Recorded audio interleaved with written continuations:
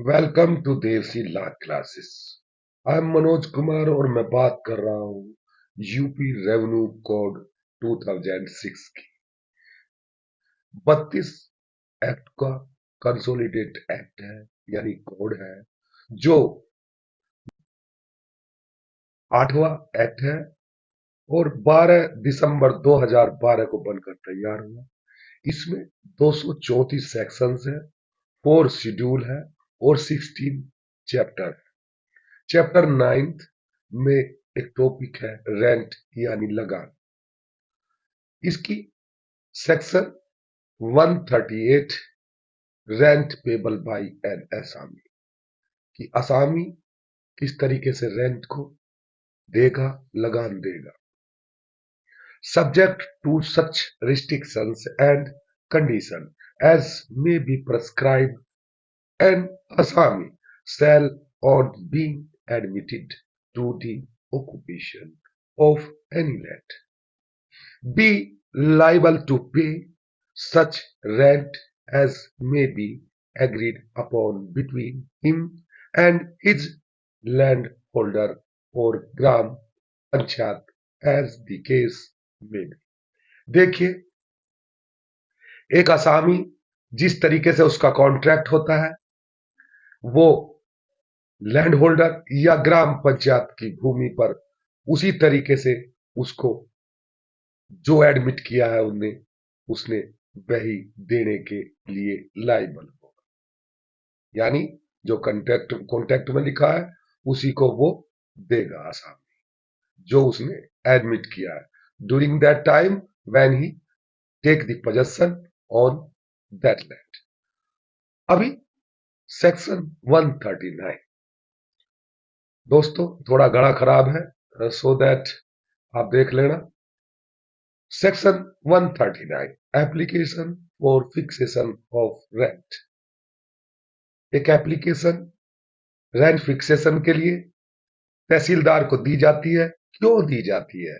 जब कोई आसामी बिना रेंट फिक्सेशन करे हुए, यानी रेंट का कोई लगान का कोई जिक्र ना हो और वह उस जमीन पर पोजेशन ले लेता है, तब उन कंडीशनों में रेंट के लिए जमींदार यानी लैंड होल्डर या असामी या ग्राम पंचायत कोई भी जो अपना हित रखता हो उसके लिए तहसीलदार को फिक्सेशन के लिए कि मेरा रेंट जो है आप फिक्स करिए, उसके लिए बात कर। अभी subsection 2 on receipt of an application under subsection 1, यानी सबसेक्शन 1 में एप्लीकेशन देता है, दी तहसीलदार शैल मेक एन इंक्वायरी। तहसीलदार क्या करेगा? एक इंक्वायरी करेगा। क्यों? कि क्या किस तरीके से वो रेंट के लिए बात कर रहा है और जो मैनर है जो इस कोड में दिया गया है उसके अकॉर्डिंग वो उसको फिक्स करेगा। क्या करेगा? Fix rent with rule made under this code, जो रूल इस कोड में दिया गया। दोस्तों subsection 3 the rent fixed under subsection 2।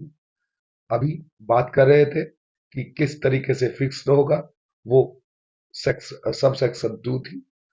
इसके बाद सेल बी पेबल, जो अंडर सबसेक्शन 2 में रेंट फिक्स हुआ है उसको आसामी पे करेगा। कब से पे करेगा? जब से उसने उसको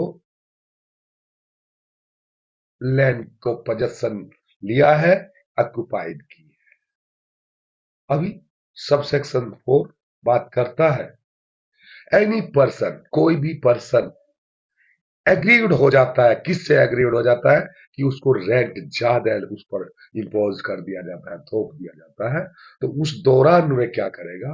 वो एक अपील अपील करेगा। किसको करेगा? सब डिविजनल ऑफिसर यानी एसडीएम को अपील करेगा। और जो एसडीएम कुछ भी होते हुए उस कोड के अकॉर्डिंग या जिस अपने सुमोटो या अपनी उस अपील को मद्देनजर करते हुए कानून के तहत वह आदेश देगा और जो आदेश वो देगा वह फाइनल। दोस्तों, अपील में एसडीएम का दिया हुआ जो ऑर्डर है वह फाइनल होगा। अभी सेक्शन 140 बात करती है remission for client by court decreeing claim for arrears. देखिए, एक आसामी पर बहुत सारा बकाया है, किसका, रेंट का बकाया है, और वो उसको क्षमा कराना चाहता है, माफ कराना चाहता है। क्यों? और उसने डिग्री उसको तैयार कर दी कि आप इतना एरियर देना पड़ेगा। लेकिन आपदा है, आपदा को मद्देनजर वो क्षमा के लिए एक एप्लीकेशन देता है कि मेरा जो है क्षमा किया जाए, क्योंकि इस तरह की आपदा आई। किस तरह की आपदा आई?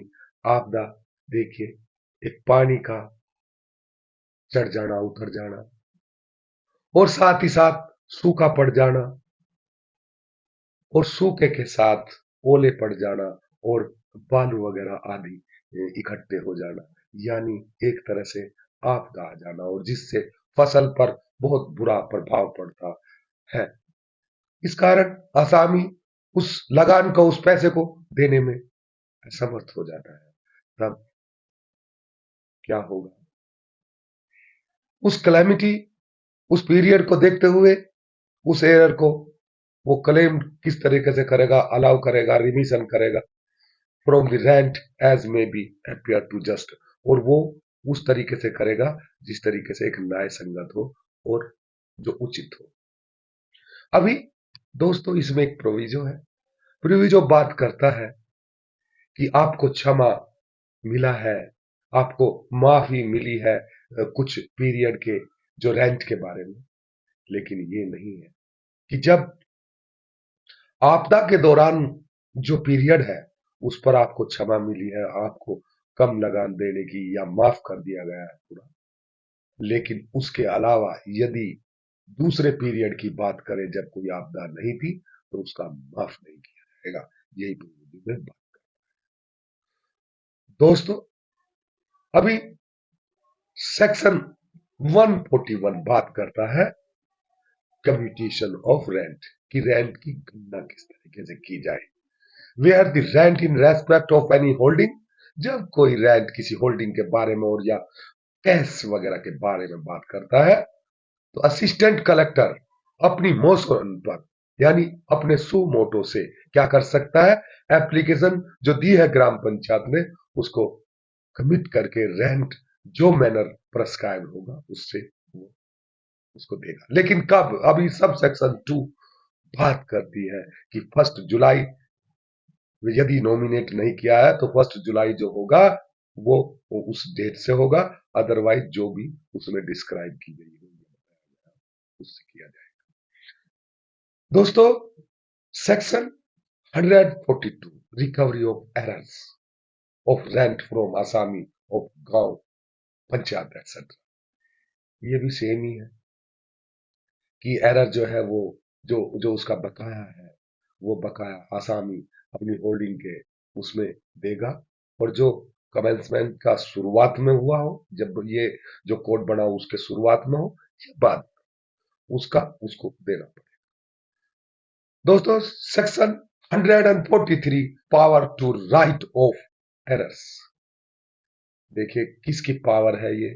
पावर कि हम बट्टे में डाल सकते हैं। जैसे आपने देखा होगा, जैसे एक 100 रुपीज नोट है और वो फटा हुआ है या उसको कुछ प्रॉब्लम है, तो उसको क्या है कि बट्टे पर चलाते हैं, 10 रुपए का बट्टा, 20 रुपए का बट्टा, और आपको बकाया वो दे देगा। ये उसी तरीके की बात करता है। जब कि एरर है 1000 रुपए, 1000 रुपीज, और बट्टे में उसको देना पड़ गया, आप 100 रुपए दे दो, इतना बड़ा बट्टा, यानी उसकी पावर है, उसको वो कब ले सकता है और या फिर माफ कर सकता है। This is the power of the court, और जो उसको भूमि प्रबंधक समिति और लोकल अथॉरिटी जैसा चाहे वैसा कर सकते हैं कि भाई, हमारी जमीन है, हमने दी है, हम उसको माफ कर सकते हैं उसको पावर है कि उसको बट्टे में डाल सकती है, खत्म कर सकती है। दोस्तों, इसमें एक प्रोवाइजो है that no resolution passed by भूमि प्रबंधक समिति shall take effect until is confirmed by the sub divisional officer. और ये सब तब तक नहीं होगा जब तक कि सब डिविजनल ऑफिसर जो है वो उससे कंफर्म। दोस्तों, एसडीएम से कंफर्म करने के बाद उसको बट्टे की पावर जो है बट्टे की। ये 143 बात। मैं नेक्स्ट वीडियो में डिक्लेरेटरी सूट के बारे में बात करूंगा। अभी यदि आपके लिए ये यूजफुल है, अच्छा है, प्लीज लाइक एंड सब्सक्राइब, ताकि मैं मोटिवेट हूं और आपके लिए अच्छे से अच्छा करने का प्रयास करूं। Thank you very much. जय हिंद, जय भारत।